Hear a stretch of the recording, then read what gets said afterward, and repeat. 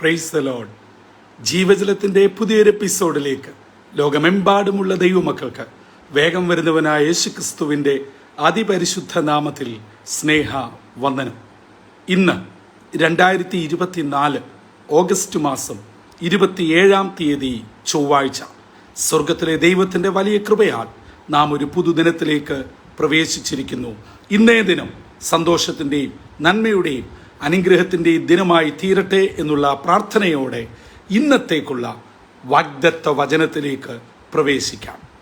ഇന്ന് ജീവജലത്തിൽ കൂടി പ്രോമിസ് വേഴ്സായി നമുക്ക് ലഭിച്ചിരിക്കുന്നത് 37-ാം സങ്കീർത്തനം 5-ാം വാക്യം.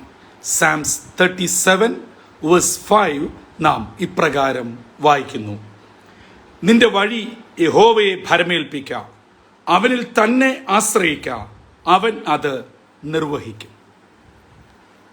നമ്മുടെ ജീവിതത്തിൻ്റെ ആഗ്രഹങ്ങളെ, പ്രാർത്ഥനകളെ, നമ്മുടെ ആവശ്യങ്ങളെ ദൈവം നേരിട്ട് ഇടപെട്ട് നിർവഹിച്ച് പൂർത്തീകരിക്കണമെങ്കിൽ 2 കാര്യം ഈ വാക്യത്തിൽ കൂടെ വ്യക്തമാക്കുന്നു.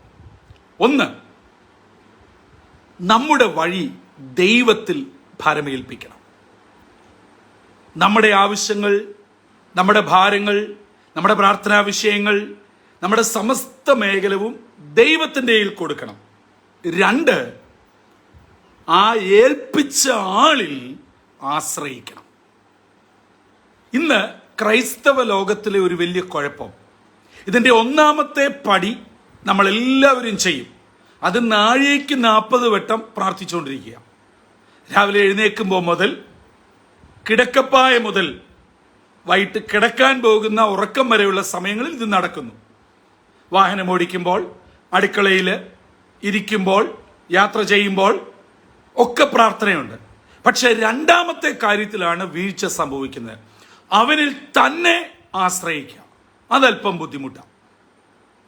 1ാമത്തെ കാര്യം പ്രാർത്ഥിച്ചേൽപ്പിച്ചിട്ട് അത് നടത്തി കിട്ടുവാൻ ഏതെല്ലാം കുറുക്കുവഴി, ആരിൽ കൂടെയൊക്കെ സംഘടിപ്പിക്കാമോ അതിൻ്റെ പിന്നാലെ പോകും.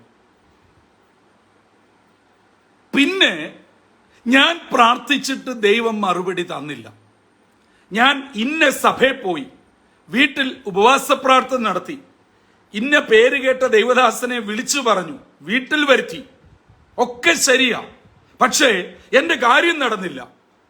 എവിടെയാണ് കുഴപ്പം? ദൈവത്തിൽ ആശ്രയിക്കുക എന്നുള്ളത് അല്പം ബുദ്ധിമുട്ടുള്ള കാര്യമാണ്.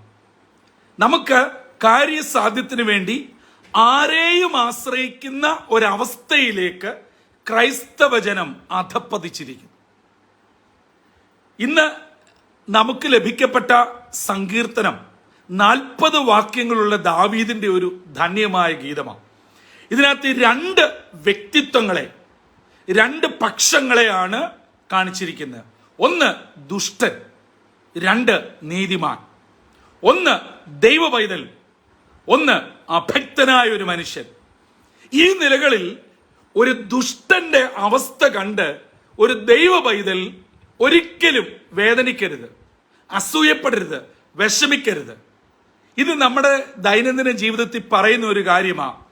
സാധാരണ നാട്ടുഭാഷയിൽ പറഞ്ഞാൽ ദൈവവുമില്ല, ദേവനുമില്ല, പള്ളിയുമില്ല, പട്ടക്കാരുമില്ല, പ്രാർത്ഥനയുമില്ല, വേദപുസ്തകവുമില്ല, പക്ഷെ അവനെ നോക്ക്, അവന്റെ മക്കളെ നോക്ക്, അവന്റെ കുടുംബത്തെ നോക്ക്, അവന്റെ വീട് നോക്ക്, അവന്റെ ആരോഗ്യം നോക്ക്, അവന്റെ കുഞ്ഞുങ്ങൾ എത്തിപ്പെട്ട മേഖല നോക്ക്. പക്ഷേ പള്ളിയിൽ നിന്നിറങ്ങാൻ സമയമില്ല, വേദപുസ്തകം ഉണ്ടാക്കാൻ സമയമില്ല, പ്രാർത്ഥന, പാട്ട്, ആത്മീയ ശുശ്രൂഷകള് ഇതെല്ലാം ചെയ്തിട്ടും എൻ്റെ അവസ്ഥ കണ്ടോ?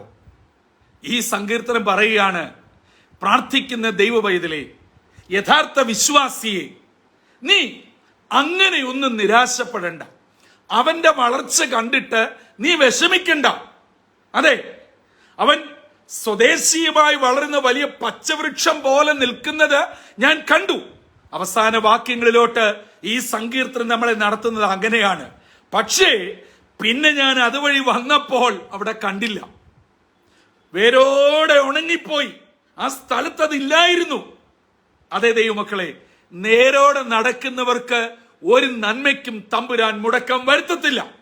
അല്ലാതെ താൽക്കാലികമായി കാര്യസാധ്യത്തിന് എന്ത് നേടിയാലും, ആരെ പിടിച്ചാലും, എവിടെ പോയി മുട്ടടിച്ചു വീണാലും, ഏതെല്ലാം വിധത്തിലുള്ള കർമ്മ ആചാര അനുഷ്ഠാനങ്ങൾ ചെയ്താലും അതൊക്കെ പിശാച് നമുക്ക് എളുപ്പം നടത്തി തന്ന് നമ്മളെ സന്തോഷിപ്പിച്ച് പ്രീതിപ്പെടുത്തി പിന്നെയും അവന്റെ ആളാക്കി നിലനിർത്തും. പക്ഷേ ദൈവ പൈതലിനറിയാം, ഞാൻ വിളിക്കുന്ന ദൈവം വിളി കേൾക്കുന്ന ദൈവമാണ്. ഇപ്പൊ ഇച്ചിരി ബുദ്ധിമുട്ടുണ്ട്, ഇപ്പൊ ഇച്ചിരി പ്രയാസമുണ്ട്, പക്ഷെ പിന്നത്തേതിൽ എനിക്കൊരു വലിയ നീക്കുപോക്കുണ്ട്. അത് നിത്യവും ശാശ്വതവും നിലനിൽക്കുന്നതും എന്നെ എത്തേണ്ട സ്ഥാനത്ത് എത്തിക്കുന്നതുമാണ്. അതാണ് ദാനിയേൽ പ്രവചനത്തിലെ എബ്രായ ബാലന്മാരുടെയും ദാനിയേലിന്റെയും ഒക്കെ ജീവിത അനുഭവം നമ്മെ പഠിപ്പിക്കുന്നത്. ആകയാൽ ഇന്നത്തെ ദിവസം പ്രത്യേക ചില വിഷയവുമായി നിങ്ങൾ ഇറങ്ങിത്തിരിക്കുകയാണോ? ഈ മാസത്തിന്റെ അവസാനത്തെ വർക്കിംഗ് ഡേയ്സ് ആണ് ഈ ആഴ്ചയിലെ ദിവസങ്ങൾ. ഒരുപക്ഷെ നിങ്ങൾക്ക് ഈ ദിവസങ്ങളിൽ നടത്തിയെടുക്കേണ്ട ചില കാര്യങ്ങൾ കാണാം. ബാങ്ക് സംബന്ധമായി, വായ്പ സംബന്ധമായി, കുഞ്ഞുങ്ങളുടെ വിദ്യാഭ്യാസം, ജോലി, ദൂരയാത്ര, നിയമത്തിന്റെ ചില ആവശ്യങ്ങൾ, കുടുംബജീവിതത്തിന്റെ ആവശ്യങ്ങൾ, ഇങ്ങനെ നിരവധി വിഷയങ്ങൾ നിങ്ങൾ നേരിടുന്നുണ്ടാവാം.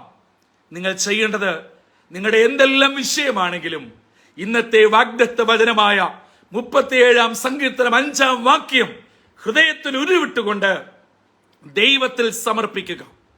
എന്നിട്ട് ദൈവത്തിൽ മാത്രം ആശ്രയിക്കുക. അപ്പാ, വൈകിയാലും ലഭിച്ചില്ലെങ്കിലും താമസിച്ചാലും ഞാൻ അങ്ങേ വിട്ടു പോകുകയില്ല. ഞാൻ അങ്ങയുടെ പൈതലാണ്, ഞാൻ അങ്ങയുടെ മകനാണ്, മകളാണ്. അവിടുന്ന് എനിക്ക് നടത്തി തരണം. അത് മതി. എനിക്ക് കുറുക്കു വഴിയിൽ കൂടെ, എളുപ്പ വഴിയിൽ കൂടെ, മറ്റ് യാതൊരുവിധ മാർഗങ്ങളിൽ കൂടെയും എനിക്ക് ഈ കാര്യം നടക്കണ്ട. കാരണം ഞാൻ വിശ്വസിക്കുന്നു, എന്റെ ദൈവം എന്റെ വിഷയം പരിഹരിപ്പാൻ മതിയായവനാ. അങ്ങനെ തമ്പുരാനിൽ മാത്രം ആശ്രയിച്ചുകൊണ്ട് ഇന്നത്തെ ദിനത്തിലേക്ക് ഇറങ്ങിത്തിരിക്കുക. വചനം പറയുന്നു, അവൻ സ്വർഗത്തിലെ ദൈവം അത് നിർവഹിക്കും. യെസ്, നിങ്ങൾക്ക് വേണ്ടി ഇറങ്ങി വന്ന് പ്രവർത്തിക്കുന്ന ഒരു ദൈവം ജീവിക്കുന്നു. എന്നെ കേൾക്കുന്ന മാതാപിതാക്കളെ, സഹോദരി സഹോദരങ്ങളെ, നിങ്ങൾ ഇന്ന് ഭാരപ്പെടുന്ന വിഷയം വളരെ ഘനമേറിയതായിരിക്കാം, വളരെ പ്രതികൂലം നിറഞ്ഞതായിരിക്കാം, പല സമയങ്ങളിലായി നിങ്ങൾ ശ്രമിച്ചിട്ട് നടക്കാത്തതായിരിക്കാം. എന്തുമായിക്കൊള്ളട്ടെ, ഇന്നത്തെ വാഗ്ദത്ത വചനപ്രകാരം ഈ 2 കാര്യങ്ങൾ നിങ്ങൾ പ്രാർത്ഥനയോടുകൂടി ചെയ്യുക, ആത്മാർത്ഥമായി വിശ്വസിച്ച് ചെയ്യുക. നിശ്ചയമായും 3-ാമത്തെ കാര്യം ദൈവത്തിൻ്റെതാ, അവൻ അത് നിർവഹിക്കും. നിങ്ങളുടെ യാത്രകളെ ദൈവം മാനിക്കട്ടെ, നിങ്ങളുടെ ആവശ്യങ്ങളെ ദൈവം മാനിക്കട്ടെ, നിങ്ങളുടെ കുടുംബങ്ങളെ ദൈവം അനുഗ്രഹിക്കട്ടെ. നിങ്ങളുടെ തലമുറകൾ നിങ്ങളെ വിട്ട് വിദൂരങ്ങളിലായിരിക്കാം, കടലിനക്കരയായിരിക്കാം, നിങ്ങളോടൊപ്പമായിരിക്കാം. അവരുടെ പഠനമാണോ, അഡ്മിഷനാണോ, ജോലിയാണോ, സ്റ്റേ ബാക്കാണോ, നിയമപ്രശ്നങ്ങളാണോ, വിസ സംബന്ധിച്ച വിഷയങ്ങളാണോ, വിവാഹമാണോ, കുടുംബജീവിതത്തിൽ തലമുറയാണോ, ഭവനപണി ആഗ്രഹിച്ച് തുടങ്ങിയിട്ട് പൂർത്തീകരിക്കാൻ പറ്റാതെ ആകമാന പ്രയാസത്തിലാണോ? എന്താണ് നിങ്ങളുടെ പ്രശ്നം? യഹോവയിൽ ഭരമേൽപ്പിക്കുക, അവനിൽ തന്നെ ആശ്രയിക്കുക. നിശ്ചയമായും തമ്പുരാൻ നിർവഹിക്കും. ജീവജലത്തിന്റെ എല്ലാ പ്രേക്ഷകരുടെയും പ്രാർത്ഥന ആവശ്യങ്ങൾ തമ്പുരാൻ നിർവഹിച്ചു തരട്ടെ. നിങ്ങളെ മാനിക്കട്ടെ, നിങ്ങളെ അനുഗ്രഹിക്കട്ടെ. സ്വർഗത്തിൽ നിന്ന് നിരവധി അനവധിയായി നിങ്ങളെ അനുഗ്രഹിച്ച് തന്റെ കൃപയാൽ നടത്തട്ടെ. അതിന് ഇന്നത്തെ വാഗ്ദത്ത വചനം നമ്മെ ഒരുക്കുകയും ചെയ്യുമാറാകട്ടെ. തലകളെ വണക്കാം, പ്രാർത്ഥിക്കാം. കാൽവറിയിൽ കൂടെ ഞങ്ങളെ അളവുകൂടാതെ സ്നേഹിക്കുന്ന ദൈവമേ, സ്വർഗീയ പിതാവേ, ഒരു പുത്തൻ ദിനം ഞങ്ങളുടെ ജീവിതത്തിൽ ഒരുക്കിയതിനായി സ്തോത്രം. ഓരോ ദിനവും ഞങ്ങൾ അനുഭവിക്കുന്ന നന്മകൾക്കായി ഞങ്ങൾ അങ്ങേ സ്തുതിക്കുന്നു. അപ്പാ, ഞങ്ങളുടെ വഴി അങ്ങയിൽ ഭരമേൽപ്പിച്ചുകൊണ്ട്, അങ്ങയിൽ മാത്രം ആശ്രയിച്ചുകൊണ്ട് ഞങ്ങൾ മുൻപോട്ട് പോകുമ്പോൾ ഞങ്ങളുടെ വിഷയത്തിന്മേൽ മറുപടി നൽകുന്ന ഒരു ദൈവം, അത് പരിപൂർണമായി നിർവഹിക്കുന്ന ഒരു ദൈവം ജീവിക്കുന്നുവെന്ന് ഇന്ന് ഞങ്ങളെ കേൾപ്പിച്ചതിനായി സ്തോത്രം. അതെ, ആ വചനത്തിൽ ആശ്രയിച്ചുകൊണ്ട് ഇന്നിതാ ഞങ്ങൾ ഇറങ്ങിത്തിരിക്കുന്നു. ഈ ദിവസങ്ങളിൽ ഞങ്ങളുടെ ചില കാര്യാദികൾ നിർവഹിച്ചെടുക്കേണ്ടതായിട്ടുണ്ട്. അപ്പൻ അതിന്മേൽ ഇടപെടണമേ. ഈ വചനം കേട്ട് പ്രാർത്ഥിക്കുന്നതിന്റെ മക്കളെ അവിടുന്ന് അനുഗ്രഹിക്കണം. ദൈവ കൃപകൾ കൊണ്ട് പൊതിയണം. ഇന്നത്തെ ദിനം വിടുതലിന്റെയും അനുഗ്രഹത്തിന്റെയും നന്മയുടെ നിരമാക്കി തീർക്കണമെന്ന് യേശു മശിഹാ മൂലം അപേക്ഷിക്കുന്നു. കൃപയോടെ കേൾക്കുമാറാകണമേ. ആമീൻ, ആമീൻ, ആമീൻ. പ്രിയ ദൈവജനമേ, ഇന്ന് നാം കേട്ട വചനം പോലെ നമ്മുടെ സകല വിഷയങ്ങളും ദൈവത്തിൽ ഭരമേൽപ്പിക്കുക. ആ ഭരമേൽപ്പിക്കപ്പെട്ട ദൈവത്തിൽ കണ്ണുമടച്ച് ആശ്രയിച്ച് വിശ്വസിച്ചുറയ്ക്കുക. നിശ്ചയമായും തമ്പുരാനത് നിർവഹിക്കും. അതെ, ഇന്നത്തെ ദിനം നിങ്ങളുടെ ജീവിതത്തിന്റെ എല്ലാ വിഷയത്തിന്മേലും ദൈവം ഇടപെട്ട് അത് നിർവഹിച്ച് അനുഗ്രഹത്തോടെ കരം പിടിച്ച് നടത്തട്ടെ. അതിന് ദൈവത്തിന്റെ പരിശുദ്ധാത്മാവ് നമ്മെ ഓരോരുത്തരെയും ഒരുക്കുകയും ചെയ്യുമാറാകട്ടെ. കർത്തൃ ശുശ്രൂഷയിൽ നിങ്ങൾക്കൊപ്പം brother Santosh Kodukulanji. God bless you all.